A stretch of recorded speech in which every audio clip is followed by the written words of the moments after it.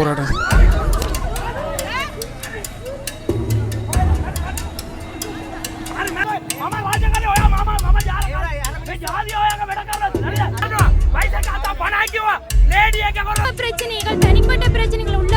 ஆளுநர் கூட ஒரு அரசியல் கட்சி சார்பாக செயற்பட முரணாக கலைக்கவில்லை. சட்டம் ஒன்று இருக்கின்றது. அது ஒவ்வொரு பாராளுமன்ற உறுப்பினர்கள் நித்திரையில் எழும்பி வந்தது போல் கலைத்துக் கொண்டிருக்கிறார்கள்.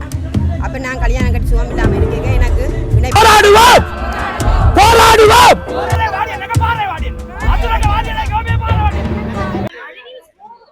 தமிழ் உறவுகளுக்கு வணக்கம். நாங்கள் இன்றைய தினம் யாழ்ப்பாணம் கச்சேரிக்கு முன்பதாக வந்து நிற்கிறோம். ஆளுநர் காரியாலயத்துக்கு முன்பாக இன்றைக்கு இந்த இடத்துல வந்து ஆசிரியர்கள் கொஞ்சம் பேர் ஒன்று கூடி ஒரு பாரிய அளவிலான போராட்டத்தை வந்து முன்னெடுத்திருக்கிறோம். என்ன விஷயத்தை முன்வைச்சு அப்படின்னு சொல்லி பார்த்தீங்கன்னு சொன்னால், இந்த ஆசிரியர்கள் இடமாற்றம் தொடர்பாக வந்து எல்லாருக்குமே வந்து சமமான உரிமைகள் வந்து வழங்கப்படவில்லை அப்படின்னு சொல்லி விஷயத்தை வந்து முன்வைச்சு இந்த இடத்துல வந்து ஒரு பாரிய அளவான போராட்டத்தை வந்து முன்னெடுத்திருக்கிறோம். இந்த போராட்டத்தை முன்னெடுக்கிறார்கள் வந்து தாய்மொழி ஆசிரியர் சங்கத்தினூடாக தான் இதை வந்து செஞ்சு கொண்டிருக்கிறோம். இந்த இடத்துல இந்த மாதிரியான கோரிக்கைகளை வந்து இவர்கள் வைக்கணும். அதோட ஆளுநர்கிட்ட போயிட்டு ஒரு மனு ஒன்று கொடுக்கறதுக்கு போயிருக்கணும். என்ன விஷயம் இங்கே நடக்குது அப்படின்றது தான் நீங்கள் இந்த காலையில் பார்க்க போகிறீங்க. எங்களோட சேனலுக்கு யாராவது புதுசாக வந்து நம்ம இருக்கா சப்ஸ்கிரைப் பண்ணி போட்டு இந்த காலையை வந்து பாருங்க. இதுதான் அவர்களால் இந்த கையளிக்கப்பட்ட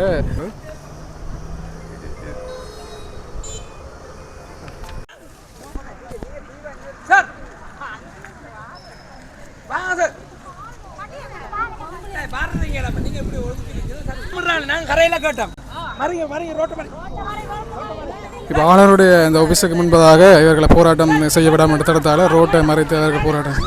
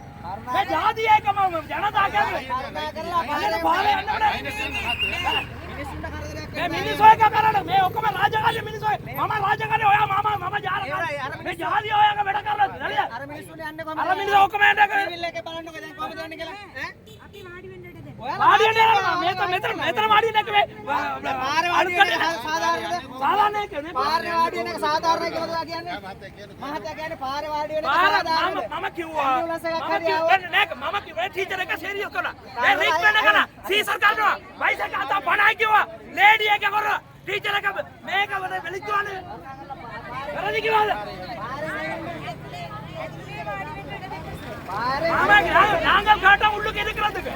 இவர் என்ன இதுல இருக்கிற டீச்சராக்கள் இன்றைக்கு எத்தனை பேர் கற்பனை மாறா இருக்கிறோம், எத்தனை பேர் சீசர் செஞ்சிருக்கிறோம்.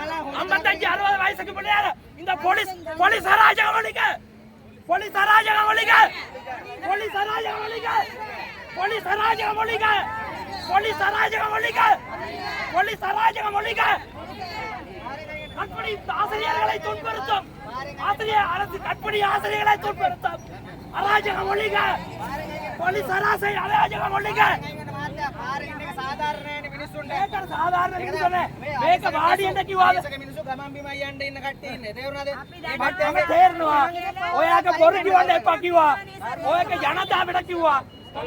ರಾಜಕಾರಿಯಲ್ಲ ಮಮ ರಾಜಕಾರಿಯಲ್ಲ ಅದಕ್ಕೆ ವೆನಕ್ಕೆ ಒಯಾ ಸಂಬಳ ಪಡಿಯಕ್ಕೆ ಜಾದಿ ಮಮೇಕ ಸಾಡಿಯಕ್ಕೆ ಸಂಬಳಕ್ಕೆ ಮೇಕ ಉತ್ಪತ್ತಿಯನ್ನು ನಾಕಿವ ಮೇ ಜನಾಧಿಪತಿಯಕ್ಕೆ ಸಂಬಳಕ್ಕೆ ಜಾದಿಗೆ ಸರಿ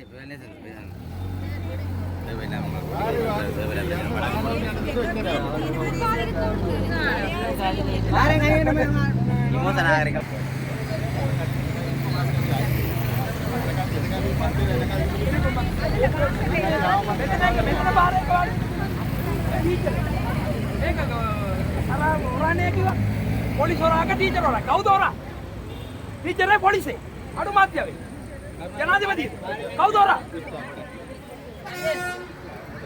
சரியா அப்புறம் திருப்பி அது பிள்ளை சொல்றோம் சரியா நீங்க மட்டும் வாங்க இங்க இதுல வந்து மகஜர் கிட்ட ஒண்ணும் கூப்பிடல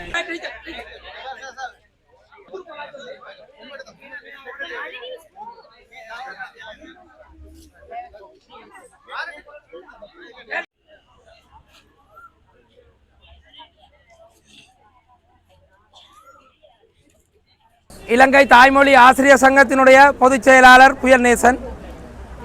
2025 6ஆம் மாதம் 4ஆம் திகதி இந்த புதிய அரசாங்கம் பொறுப்பேற்ற காலத்திலிருந்து முதல் தடவையாக இந்த ஆசிரியர்கள் ஒன்று கூடி, அதாவது பாதிக்கப்பட்ட ஆசிரியர்கள் கிட்டத்தட்ட எல்லாருமே 35 வயதுக்கு மேற்பட்ட வயதை உடையவர்கள் ஆசிரியர்கள் தான் இங்கே அதிகமாக இருக்கின்றார்கள். அவர்கள் குடும்பத்தை, அதாவது கிட்டத்தட்ட அதே 40 வயதுக்கு மேற்பட்டவர்கள் 90% இருக்கிறார்கள். ஆகவே தேசிய இடமாற்ற கொள்கையிலே 55 வயதென்று இருந்தாலும் சில மருத்துவ காரணங்களுக்கு பொருட்டு அந்த அதிகாரிகள் மாகாண இடமாற்ற கொள்கையை தயாரிக்கின்ற போது சில மாற்றங்களை செய்யலாம். ஆனால் தேசிய இடமாற்ற கொள்கை, அதாவது நீதிமன்றம் என்றொன்று சென்று நாடுகின்ற வேளையிலே இந்த தேசிய இடமாற்ற கொள்கைக்கு முரணாக இடமாற்றம் செய்திருந்தால் அந்த ஆசிரியருக்கு எதிராக நடவடிக்கை எடுக்கப்படலாம். அது அவ்வாறு நிற்க இன்று நாம் கேட்கின்றோம், இந்த யுத்த காலத்திலே, அதாவது எங்களுடைய சமூகத்தினுடைய பண்பாடு என்பது பல்வகையிலே அளிக்கப்பட்டு கொண்டிருக்கின்றது. இருந்தாலும் யுத்த காலத்திலே 2009ஆம் ஆண்டு காலப்பகுதியிலிருந்து அதுக்கு முதல் 2012 யுத்தம் முடிந்து இறுதி காலப்பகுதி வரை நியமனம் பெற்ற ஆசிரியர்கள் இங்கு பலர் இருக்கின்றார்கள். முன்னர் நாம் பல ஊடகங்களிலே குறிப்பிடுவது போல இலங்கை தாய்மொழி ஆசிரியர் சங்கமாகிய நாங்கள் குறிப்பிடுகின்றோம், இந்த யுத்த காலத்திலே, அதாவது 2012ஆம் ஆண்டுக்கு முன்னர் நியமனம் பெற்ற ஆசிரியர்களை ஒரு ஒரு ஒரு ஒரு வகுப்பு ரீதியாக அல்லது ஒழுங்குமுறையின் கீழ் வந்து அவர்களுக்கு இடமாற்றத்தை வழங்குமாறு. ஆனால் அவர்கள் அவ்வாறு செய்யாமல் காலகாலமாக இந்த பருவகால பறவைகள் போல், சீசன் பேர்ட்ஸுகள் போல் என்ன செய்கின்றார்கள்னா, ஒவ்வொரு அரசாங்கங்களும் ஒவ்வொரு அதிகாரிகளும் வருகின்ற வேளையிலே அவர்கள் தங்களுக்கு சார்பாகவும் தங்களுடைய உறவினர்களுக்கு சார்பாகவும் கொள்கைகளை வகுத்து கொண்டு செல்கின்றார்கள். இங்கே இருக்கின்ற இடமாற்ற சபையிலே 4க்கு மேற்பட்ட தொழிற்சங்கங்கள் அங்கம் வகித்தாலும் பெரும்பாலும் 99% தொழிற்சங்கங்கள் அரசியல் சார்ந்த தொழிற்சங்கங்களாகவே செயற்படுகின்றன. உறுப்புரிமை இலங்கத்தின் தொழிற்சங்க சட்டத்தின்படி 42வது உறுப்புரிமையின் படி சர்வதேச சட்டத்திற்கு உட்பட்டு ஒரு தொழிற்சங்கம் அரசியல் சார்ந்து செயற்பட முடியாது.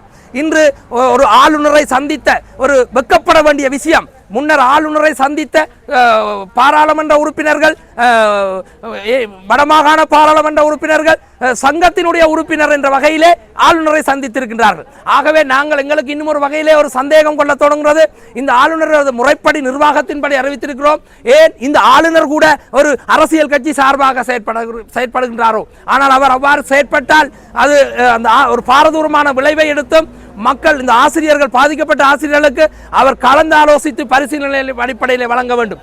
இன்று மாவட்ட அபிவிருத்தி கூட்டத்திலே பற்றி ஆசிரியர் இடமாற்றத்தை பற்றி ஒவ்வொரு பாராளுமன்ற உறுப்பினர்கள் நித்திரையில் எழும்பி வந்தது போல் கதைத்துக் கொண்டிருக்கிறார்கள்.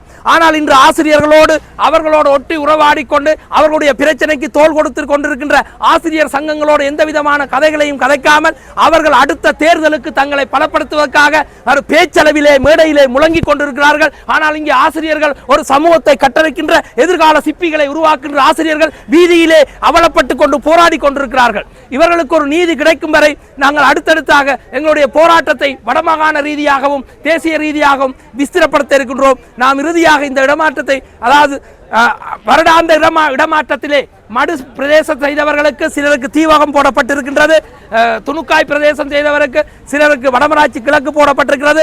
அவர்களுக்கு சொந்த மாவட்டத்திலும் சொந்த வலயத்திலும் போடுமாறு அடுத்த யுத்த காலங்களிலே முதல் வடமராட்சி கிழக்கு தீவகம் போன்ற பகுதிகளே வேலை செய்தவர்கள் அவர்களுடைய வயது நிலையும் அவருடைய, அதாவது தாங்கள் முரணாக கதைக்கவில்லை, சட்டம் ஒன்று இருக்கின்றது, அது உங்களுடைய நீங்கள் நடைமுறைப்படுத்தாவிடேன் அது நீதிமன்றத்தை நோக்கி நாங்கள் எங்களுடைய தொழிற்சங்கத்தின் அட்வைசர்களாக செயற்படுகின்ற சிறியமலன் மற்றும் திருவருள் போன்ற சட்டத்தரணிகள் ஊடாக நாங்கள் இதை ஒரு நீதிமன்றம் நோக்கி நாடி வரும். ஆகவே இவர்களுக்கு ஒரு நீதி கிடைக்கும் வரை நாங்கள் எல்லோரும் போராடுவோம்,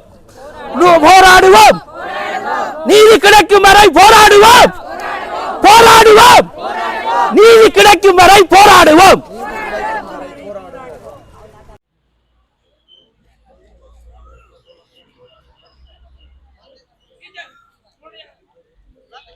பாட ஆசிரியராக ஒருமுறை இந்த கல்லூரியில் ஜனவரி மாதத்தில் இருந்து சேவையாற்றி வருகிறேன்.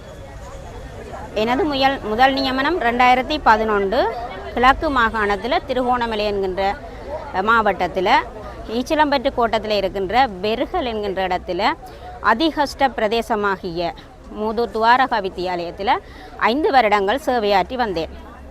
2015ஆம் ஆண்டு 5 வருடங்கள் முடித்து யாழ் வலயத்துக்கு இடமாற்றம் செய்யப்பட்டேன். அங்கிருந்து வர முடியாத நிலையில் என்னை தமிழாசிரியர் சங்கம்தான் திருகோணமலையில் கதைத்து இங்கால வெளியேற்றினவ. காரணம் எனது மகளின் மருத்துவ பரிசோதனை. நான் நியமனம் பெற்று போகின்ற பொழுது மகளிற்கு 3 வயசு, அவருக்கு கோலிந்த ஹார்ட் இருந்தது. அதனாலேயே அங்கே கஷ்டப்பட்டு அவரின் மெடிக்கலை காட்டி நான் இங்கே வர வேணும், அவளுக்கு ஆப்ரேஷன் இல்லாமல் அவளை நான் காப்பாற்ற வேணும் என்று நினைத்த நான். அவர்கள் அதற்கு இடம் தரவில்லை. கடைசி ஆசிரியர் சங்கம் தலையிட்டு என்னை இங்கே எடுத்து அவள் மருத்துவ பரிசோதனைக்கு உட்படுத்திய வேளை அவளுக்கு துவாரங்கள் பெருத்து விட்டது. உடனடியாக ஆப்ரேஷன் செய்ய வேணும் என்று சொல்லி திணிக்கப்பட்டது. திணிக்கப்பட்ட நிலையில் 2016ஆம் ஆண்டு அவருக்கு சத்திர சிகிச்சை மேற்கொள்ளப்பட்டு தற்பொழுது அவர் இதயத்தில் பேட்டரி வைத்த நிலைமையில தான் இயங்கிக் கொண்டு இருக்கின்றார். தற்பொழுது ஏஎல் படித்து வருகின்றார். அத்தோடு அவருக்கு வலிப்பு அடிக்கடி வரும். அந்த நேரத்தில் நான் தான் தேவையாக உள்ளது. எனது 2வது பிள்ளை 4.5 வயதில் பாலர் பாடசாலையில் கல்வி கற்கின்றது. 12:30க்கு முடிந்தவுடன் அவருடைய ஆசிரியர் வீட்டில் தங்க வைக்கப்பட்டு நான் 1:30க்கு போய் அவரை ஏற்றி வருவேன். அப்போ எனது இந்த பிள்ளைகளின் நிலைமையை கருத்தில் கொள்ளாமல் என்னை மீளவும் 5 வருடங்கள் நான் சேவையாற்றி, அது கிழக்கு மாகாணம், நீங்கள் வடக்கு மாகாணத்திலே சேவையாற்ற வேண்டுமா? அந்த கோரிக்கையை நான் அந்த நேரத்தில் வரும்பொழுதே எனக்கு விட்டிருந்தால் நான் அந்த நேரம் கிளிநொச்சியோ முல்லைத்தீவோ அல்லது மடுவோ மன்னாரோ எங்கேயோ செய்திருப்பேன். இப்போ இந்த நிலைமையில் என்னுடைய பிள்ளைகளுக்கு யார் பாதுகாப்பு? அந்த பிள்ளைகளை நான் கைவிட்டு விட்டு என்னென்று செல்வது? அத்தோடு அங்கு என்று எப்போ சென்றனோ அன்றிலிருந்து எனக்கு உடல்நிலை பிரச்சனைகள். மாதாந்த பரிசோதனைக்காக நான் யாழ் போதனா வைத்தியசாலையில் சிகிச்சை பெற்று வருகின்றேன். அந்நிலையிலும் என்னை கிளிநொச்சி தெற்கிற்கு இடமாற்றம் செய்யப்பட்டுள்ளது. இங்கு இருக்கின்றவர்கள் எத்தனையோ பேர் தங்களுடைய சொந்த இடத்திலேயே சொந்த மாகாணத்திலேயே வேலை செய்து கொண்டிருக்கும் பொழுது நான் வடமாகாணத்தை சேர்ந்தேன். ஏன் கிழக்கு மாகாணத்தில் சேவை செய்ய வேண்டும்? நீங்கள் போட்ட காரணத்தினால் நான் கிழக்கு மாகாணம் 5 வருடங்கள் செய்து வந்தேன். அந்த நிலைமையிலும் மீண்டும் என்னை எடுப்பது இது நியாயமானதாக எனக்கு தெரியவில்லை. அத்தோடு என்னுடைய உடல்நிலை, மகளினுடைய நிலைமை எல்லாத்தையும் கருத்தில் கொண்டு என்னால் இங்கிருந்து இடமாற்ற போக முடியவில்லை. ஆகவே எனக்கு இதற்கு ஒரு நீதி கிடைக்க வேண்டும் என்று தற்பொழுது நாங்கள் இந்த ஆர்ப்பாட்டத்தில் ஈடுபட்டிருக்கின்றோம். நன்றி. ஜூலை மாதம் பட்டதாரி நியமனம் பெற்று கணித பாட ஆசிரியராக வடமராட்சி கிழக்கு கட்டக்காடு ரோக்காத்தா பாடசாலைக்கு முதல் நியமனம் பெற்றேன். அப்பாடசாலைக்கு முதல் நியமனம் பெறும்போது அது அதிகஷ்ட பாடசாலையாக காணப்பட்டபடியால் அப்பாடசாலைக்கு சென்றால் வெளி மாவட்டம் சென்று சேவையாற்ற தேவையில்லை என்று அக்கால பகுதியில் இருந்த அரசியல்வாதிகளால் கூறப்பட்ட போதுதான் அதனை கருத்தில் கொண்டு நாங்கள் எங்களுடைய இடத்திலிருந்து மிகவும் கஷ்டப்பட்டு தான் அப்பாடசாலைக்கு சென்றோம். இன்று வரை 7 வருட கால சேவைகளை நாங்கள் ஆற்றியுள்ளோம். இவ்வாறு ஆற்றிய பின்னும் எங்களுடைய சேவை காலங்கள் முடிவடைந்த பின் சந்தர்ப்பவாதிகள் போல இன்று அந்த வடமராட்சி கிழக்கு என்பது வெளி மாவட்ட சேவையாக கருதப்பட மாட்டாது என கூறி எங்களை திரும்பவும் வெளி மாவட்டத்துக்கு செல்லும்படி எங்களுடைய கடிதங்களை அடித்து கொண்டிருக்கின்றார். இது எவ்வகையில் நியாயம்? 2020-21ஆம் ஆண்டு காலப்பகுதியில் மாநில கல்வி பணிப்பாளராக இருந்த உதயகுமார் சார் அவர்களால் வடமராட்சி கிழக்கு செய்தால் வெளி மாவட்டம் செல்ல வேண்டியது இல்லை என்று சொல்லி ஒரு கடிதம் வழங்கப்பட்டுள்ளது. அக்காலப்பகுதியில் நாங்கள் அந்த பாடசாலையில் தான் சேவையாற்றி கொண்டு இருந்தோம். மருதங்கனி தாளியடி மருதங்கனி இடத்துக்கு அங்கால சேவையாற்றினால் வெளி மாவட்டம் செல்ல தேவையில்லை. அப்படி அடித்து கொடுக்கப்பட்ட லெட்டரும் எங்களிடம் இருக்கின்றது. இவ்வாறு இருக்க எங்களை மீண்டும் வெளி மாவட்டம் செய்யவில்லை. அதிகஷ்ட பிரதேசத்தில் நாங்கள் செய்த சேவைகள் கருத்தில் எடுக்கப்படவில்லை. இன்று வரை அப்பிரதேசத்துங்களுக்கு அதிகஷ்ட சம்பளத்தினை ஜாழ் மாவட்டத்திலிருந்து கொடுத்து கொண்டுதான் இருக்கின்றார்கள். ஏன் கொடுத்து கொண்டிருக்கிறார்கள்? அப்பிரதேசம் மிகவும் போர்ச்சூழல், சுனாமி போன்றவற்றினால் மிகவும் பாதிக்கப்பட்ட பிரதேசமாக தான் இருக்கின்றது. நான் ஒரு கணித பட்டதாரி ஆசிரியராக இருக்கின்றேன். வடமராட்சி கிழக்கில் ஒரு கணித பட்டதாரி ஆசிரியராக நான் தான் எனது காலகட்டத்தில் காணப்பட்டேன். நான் உடுத்துறை மகா வித்தியாலயத்தில் இணைந்த கணித பாட ஆசிரியராகவும் கடமையாற்றேன். இன்று வரை எனது பாடத்துக்கு இன்னும் ஆசிரியர் நியமிக்கவில்லை. யாழ் மாவட்டத்தில் உள்ள ஆசிரியர் பரம்பரை சீராக்கள் எமது உயர் அதிகாரிகளுக்கு தெரியவில்லை. வெளி மாவட்டத்தில் உள்ள ஆசிரியர் பரம்பரை தான் சீராக்குவதற்கு இருக்கிறார். இன்று எனக்கு வவுனியா வடக்குக்கு அடிக்கப்பட்டுள்ளது. 7 வருட காலம் நான் நான் வடமராட்சி கிழக்கில் சேவையாற்றி விட்டு எந்த ஒரு இதுவும் இல்லாமல் உடனடியாக வவுனியா வடக்குக்கு போகின்றால் இவ்வாறு நான் போவது எங்களுடைய உடல்நிலை எவ்வாறு ஏற்றுக்கொள்ளும் நமது வாழ்க்கையின் அரைவாசி காலப்பகுதியை இவ்வாறு போக்குவரத்தில் செய்வதிலே எமது உடல் வந்து சோர்வடைந்து விடும் இப்படி எங்களுக்கு ரான்சர் அடிப்பல நியாயம் இல்லை. இங்கு யாழ் வலயத்திலே எவ்வளவோ ஆசிரியர்கள் சரியான இன்ஃப்ளூயன்ஸை பாவித்து கொண்டு இன்னும் இருந்து கொண்டுதான் இருக்கிறார்கள். அவர்களின் இடமாற்றத்தை அவர்களுக்கு இடமாற்றம் வழங்கவில்லை என்று கூறும் போது எங்களை நிரூபிக்க சொல்லி மாகாண கல்வி பணிப்பாளர் கேட்கின்றார். நாங்கள் என்ன சொன்னாலும் நீங்க நிரூபியுங்கள், நாங்கள் போய் கூறுகின்றோம் என கூறுகின்றோம். அவர்களுக்கு தெரியாத வெளி மாவட்டம் செய்யாத ஆசிரியர்கள் எத்தனை பேர் யாழ் வலயத்தில் இருக்கிறார்கள் என்று இவ்வாறு கூறுகின்றார்கள். எனவே எமது போராட்டத்திற்கு நமக்கு ஒரு நியாயமான முடிவினை நீங்க வழங்க வேண்டும். வடமராட்சி கிழக்கு நாங்கள் எங்களது கிழக்கு பிரதேசம் சார்பாக நாங்கள் கதைத்துக் கொள்கின்றோம். எமது மாணவர்களின் கல்வியை நாங்கள் முன்னேற்றுவதற்கு பெரும் பாடுபட்டு நாங்கள் இன்று வடமராட்சி கிழக்கு சார்பாக ஒரு 15 ஆசிரியர்கள் பாதிக்கப்பட்டுள்ளார்கள். 2005-2006 ஆண்டு யுத்த கால பகுதியில் செய்த ஆசிரியர்களுக்கும் வயது வேறுபாடு இன்றி இன்று வெளி மாவட்ட சேவையினை அடித்துள்ளனர். இது நியாயமற்ற ஒரு முறை. மனிதர் என்பது எப்பவும் அவர்களுக்கு உடல் நலமின்றி உடல் நலமற்ற மெடிக்கல்கள் வைத்திருக்கின்ற போதும் குடும்ப பிரச்சனைகள் தனிப்பட்ட பிரச்சனைகள் உள்ள போதும் வெளி மாவட்டம் செல்ல வேண்டும், இல்லாத சம்பளம் ரத்து செய்யப்படும் என்று எங்களை பயமுறுத்துகிறார்கள். நாங்கள் எமது முதல் நியமனத்தை ஏற்று எந்த ஒரு இதுவும் செய்யாம இந்த ஒரு விருப்பத்துடன் தான் நாங்கள் வடமராட்சி கிழக்குக்கு சென்றோம். வடமராட்சி கிழக்குக்கு பெரும்பான்மையார்கள் செல்வதில்லை. நாங்கள் விருப்பத்துடன் தான் சென்று அந்த பிள்ளைகளுக்கு சேவை ஆற்றினார்கள். எனவே எமக்கு ஒரு நியாயத்தினை நீங்கள் வேண்டி தருமாறு போராட்டத்தின் மூலம் வேண்டி கேட்டுக்கொள்கின்றோம். நன்றி. 5ஆம் ஆண்டு அப்பாயின்மெண்ட் கிடைச்சு நான் வேலை செய்து கொண்டிருக்க பாதம் பூட்டினதோட இஞ்சால நின்றேன். அப்போ நான் கல்யாணம் கட்டி சுகம் இல்லாமல் இருக்க எனக்கு இணைப்பு தரையக்க நான் கேட்டேன், எனக்கு வீட்டுக்கிட்ட தாங்க உண்டு. அப்படி இல்லை உங்களுக்கு தெரியலாத நீங்கள் தீவகம் செய்யுங்கோ, உங்களுக்கு வெளி மாவட்ட காலத்தோடு நாங்கள் அதை கணக்கில் எடுத்து உங்களுக்கு ரான்ஸை தருவோம்னு சொல்லித்தான் தீவகம் தந்து நாங்கள் செய்து கொண்டு இருந்தாங்க. அதுக்கு பிறகு பாதை திறந்த பிறகு நான் தண்ணீர் ஊற்றில் ஒரு பள்ளிக்கூடம், என்னுடைய மிஸ்டர் ஒதியமலையில் ஒரு பள்ளிக்கூடம், பிள்ளை 2 வயது பிள்ளை இங்கே அம்மாவோட 3 பேர் 3 இடத்துல இருந்தாங்க. அப்போ நாங்கள் ஒதியமலைக்கு ஒரு இடத்துல ரான்சர் கேட்டதுக்கும் எங்களுக்கு தெரியலாண்டு சண்டை பிடிச்சேன். திருவோணமலையில் போய் இளங்கோசரோட கதைச்சு அவர் 2 குடும்பமாக இருக்கணும், அவைக்கு ஒதியமலை குடும்பம் மாற்றின்னு சொல்லி பிறகு மாற்றி தந்து நானும் ஒதியமலையில் வேலை செய்தேன். நான் 2 வருஷம் 5 மாதம் அங்கே வேலை செய்தேன். ட்ரான்ஸ்ஃபர் போட்டேங்க எனக்கு காலம் காணாதுன்னு சொன்னதுக்கு எந்த மென்சருக்கு 2011 ட்ரான்ஸ்ஃபர் வந்துட்டு எனக்கு போட்டதுக்கு காலம் காணாது என்று சொன்னதுக்கு என்னுடைய மென்சர் தன்னுடைய ட்ரான்ஸ்ஃபரை கேன்சல் பண்ணி எனக்காக 1 வருஷம் நின்று 2012 செய்து 2013ஆம் ஆண்டு இங்கே வந்தாங்க. இங்கே நாங்கள் வந்தோன்னே என்ன சொல்ல எங்களை எல்லாரும் கூட வெளியாமதுக்கு தான் அடித்தவ யாழ்ப்பாணத்தில் காடர் இல்லைண்டு. அதுக்கும் நாங்கள் போய் இந்த இவ்வளவு போராட்டத்தின் மத்தியில் தான் யாழ் வலியம் கேட்டு பெற்றுக்கொண்டு நாங்கள் இங்கே பெற்றுக்கொள்ளைகளும் எங்களுக்கு என்ன சொன்னவ, உங்களோட பாடத்துக்கு காடர் இல்லை, நீங்கள் ஆரம்ப கல்வி படிப்பிப்பீங்களா இருந்தால் தான் உங்களுக்கு இந்த ஆன்சர்னு சொல்லி சரி என்று சொல்லி நான் ஓமுன்னு சொல்லி அதுவும் கஷ்ட பிரதேசமான பூம்புகாரில் கொண்டு என்ன 9 வருஷம் வச்சிருந்து நான் ஆரம்ப கல்வி அங்கே படிப்பிச்சு கொண்டிருக்கிறேன். தற்பொழுது நான் இப்போ ஆரம்ப கல்வி தான் படிப்பிச்சு கொண்டிருக்கேன். 13 வருஷமாக நான் ஆரம்ப கல்வி படிப்பிச்சு கொண்டிருக்கிறேன்.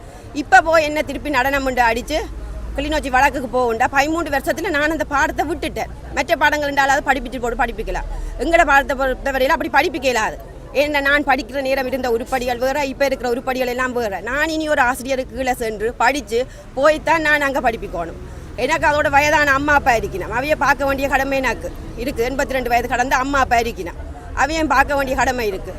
பிள்ளைகள் இருக்கணும். எந்த குடும்பத்தை விட்டுட்டு நான் திருப்பியும் இப்படி அலைய வேணும்ண்டா இது என்ன கஷ்டம். அதோட நான் அதிக கஷ்டம் தேரானமாக செய்திருக்கிறேன். இங்கேயும் 9 வருஷம் பூம்புகாரில் நான் ட்ரான்ஸ்ஃபர் கேட்ட போது உங்களுக்கு வெளி மாவட்ட காலம் காணாண்டு 9 வருஷம் என்ன பூம்புகாரில் வச்சிருந்து 2022 தான் எனக்கு புனித சார்ஸ் மகாவித்யாலயத்துக்கு எனக்கு ட்ரான்ஸ்ஃபர் வந்தது. இங்கே வந்து 3 வருஷம் ஆகலை. அதுக்கிடையில் எனக்கு திருப்பி கிளிநொச்சி வடக்குக்கு போட்டு நடன பாடம் போட்டு அடித்து வருது. நான் இனி போய் அந்த பிள்ளைகளை நாசமாக்கலாது. நான் விட்ட ஒரு பாடத்தை திருப்பி என்னால் படித்து போய் அந்த பிள்ளைகளை போய் எனக்கு நாசமாக்க நான் விரும்பல. நான் இனி ஆரம்ப கல்வியில் நான் நல்லா தேர்ச்சி பெற்றுட்டேன். நான் ஆரம்ப கல்வி தான் இனி படிப்பிப்பேன் என்று சொல்லி உங்கள்கிட்ட விட போகிறேன்.